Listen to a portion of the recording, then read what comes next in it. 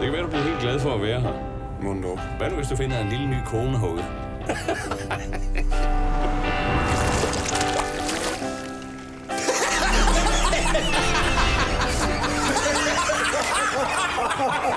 Folk her havde jo helst set en landbetjent med lokalt blod i årene.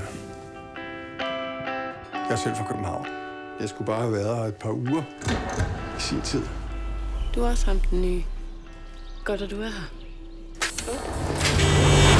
Kan jeg stole på dig? Jeg er jo landbetjenten. Der er jo landbetjent. Hvis ens mand banker en. Ja, den gamle landbetjent, han mente jo, hun slog sig selv. Den gamle landbetjent, han plejede lige at stikke dem i papperkassen, og så var den på det ud. Jeg slår ikke på børn. Nej. Hvad sagde du? Ja, det plejer vi at sige her. Det betyder både farvel og goddag. Hvorfor er du her, Robert?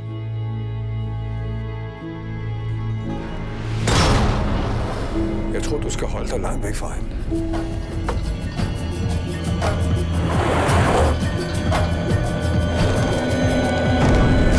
Jeg har lige givet hende noget beroligende. Jeg skal lige love for, at hun er beroliget. Så ringer du selv til Tønder Politi, og så kører vi en tur ud i mosen. Så er det hurtigt overstået. Betjenten gerne vide, om du er i papostrine, eller om du trives. Hvis man skulle få gæster. Skal der være noget brækket, eller er det nok med et blåt øje? Eller skal nogen dø? Moin.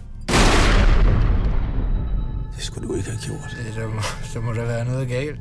Du må se at få ryddet op i dit eget råd. Hvad foreslår du så? Jamen, jeg foreslår ikke noget. Det er dig, der er politiet. Du har jo ikke fattet den skid. Jeg passer bare mit arbejde. Det hele er bare mudder og køer.